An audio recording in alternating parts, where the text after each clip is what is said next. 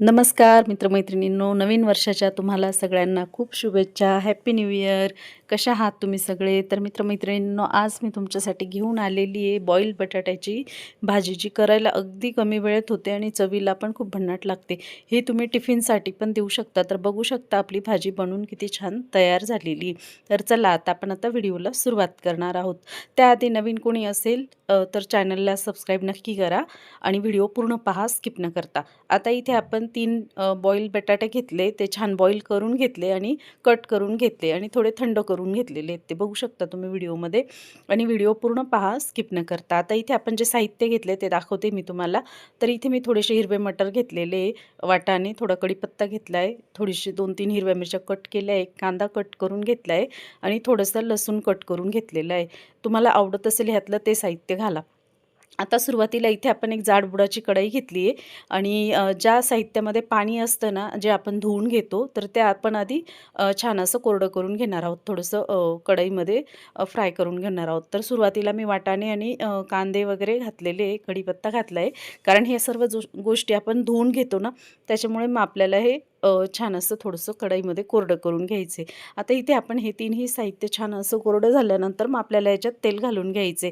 तर आता कारण हे अंगावर उडतं वगैरे ना, त्याच्यामुळे पाणी असलं तर इथे आता आपण छान असं कोरडं केल्यानंतर मग आपण तेल घालून घेणार आहोत. तर ह्यातलं साहित्य तुम्हाला जे आवडत असेल ते घाला. नाही घातलं तरी काही हरकत नाही, पण भाजी खूप सुंदर होते. आता इथे आपण 1 चमचा इतकं तेल घालून घेतलेलं आहे. आता एका साईडला करून घेते मी आणि ह्यात आपल्याला मिरच्या आणि लसूण छान असं फ्राय करून घ्यायचे. तर बघू शकता तुम्ही व्हिडिओमध्ये मित्रमैत्रिणींनो, नवीन पाहणारे असतील तर नक्कीच चॅनलला सबस्क्राईब नक्की करा आणि नोटिफिकेशन येत जाईल तुम्हाला, तर ऑलचा बटन नक्की दाबा.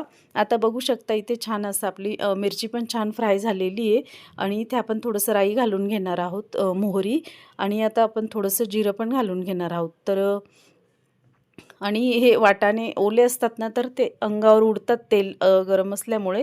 तर आपल्याला 1 ते 2 मिनटं याचं छान असं झाकण ठेवून द्यायचं आहे.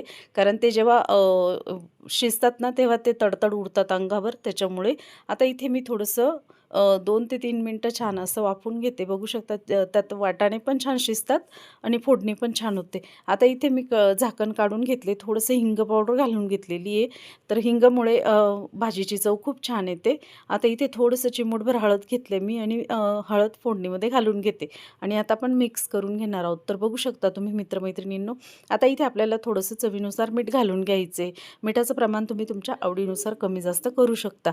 आता बघू शकता, आता इथे पुन्हा एकदा मी छान असं चमच्याने मिक्स केल्यानंतर आपण जे बॉईल बटाटे कट करून घेतलेले आणि थोडे थंड करून घेतले ना, ते आपल्याला ह्यात घालून घ्यायचे. गरम-गरम टाकले ना, तर ते एकदम असं मिळमिळीत आणि चिकट होते ती भाजी. तर बटाटे आपल्याला थोडे थंड करून मगच फोडणीमध्ये घालायचे. तर बघू शकता आपली भाजी किती सुंदर बनून तयार होते. मुलांना तर ही भाजी खूप आवडते. आता इथे आपण एक अर्धा चमचा इतका किचन किंग मसाला घेतला आहे.